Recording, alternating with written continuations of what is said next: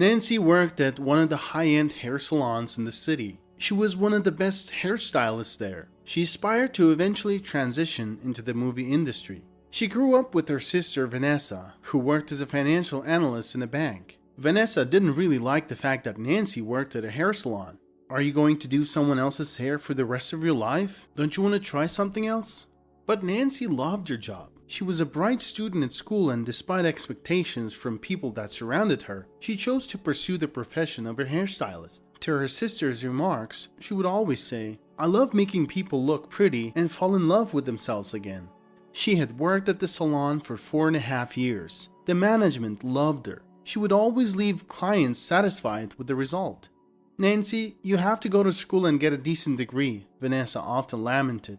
"Sister, you know that a degree is not the only option in life. I enjoy my work," Nancy replied. "The more you stay there, the harder it'll get for you to actually become someone in life," her sister said. "Well, let's see where this takes me," Nancy answered indifferently.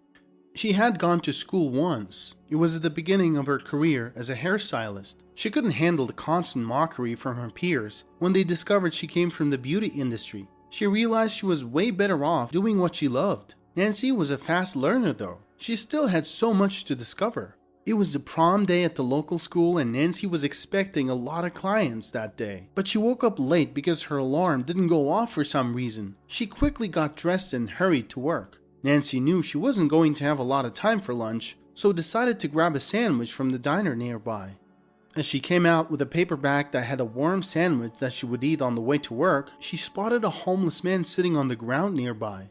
She felt a pang of sadness in her heart as she realized that this man had likely been living on the streets for a long time. His hair was unkempt and his face was dirty, but his eyes were kind and gentle. As she approached him, she noticed that he was shivering in the cold and his clothes were tattered and worn. "Excuse me, sir? I'm sorry to bother you. Would you like a sandwich?" Without getting a response, she reached into her paper bag and pulled out the sandwich. She handed it to the man and watched as his eyes lit up with gratitude. "Thank you so much," the man said, and began to eat the food hungrily, as if it had been days since he had last eaten. Nancy realized she was getting really late and thought she would survive somehow without food until the afternoon, so she didn't go back. She hurried to her car, got in, and started to drive. Before she got on the highway, she looked at the homeless man and saw how 2 teenage boys were pulling his long overgrown hair and laughing.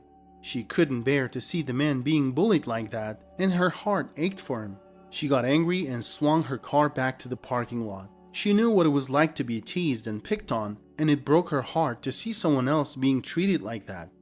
Without hesitating, she walked over to the boys and sternly told them to stop. "What do you guys think you're doing, huh? What did he do to you?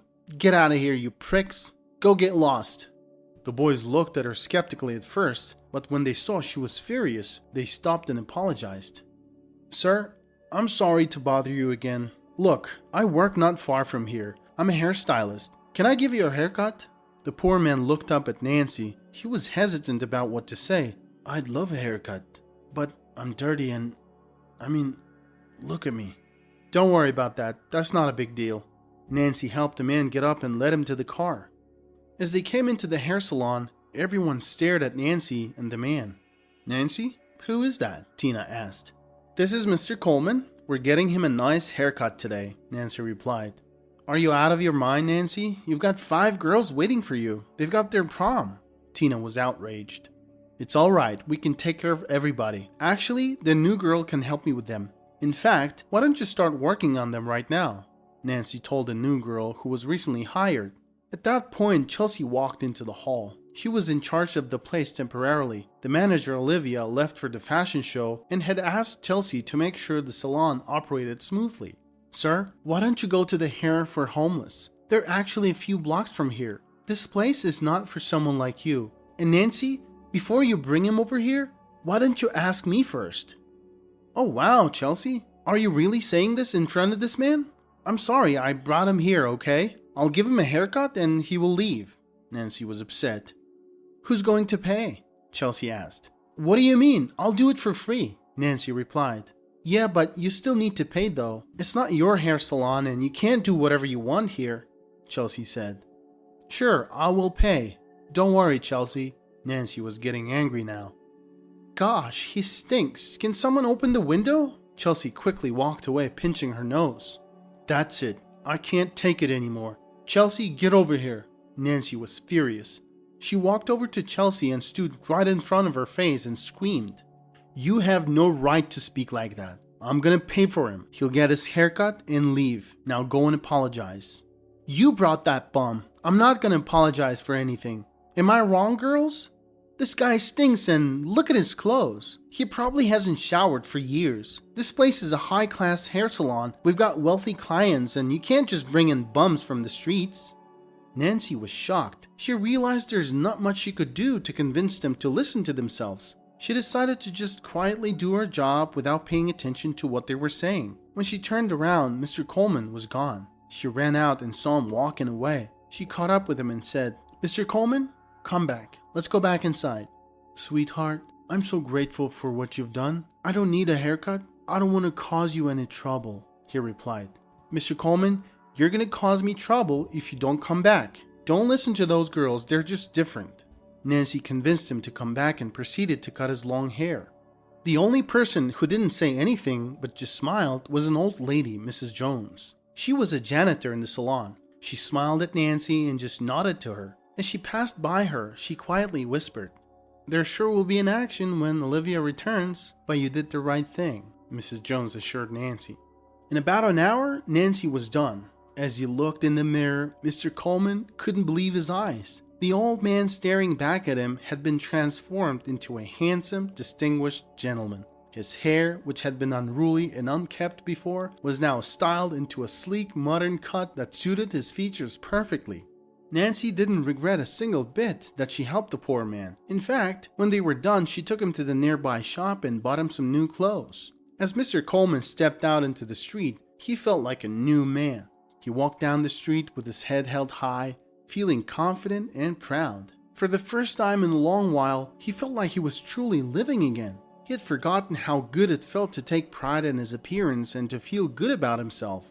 Nancy was really proud of her work. After all, she truly enjoyed making people happy and seeing them smile again.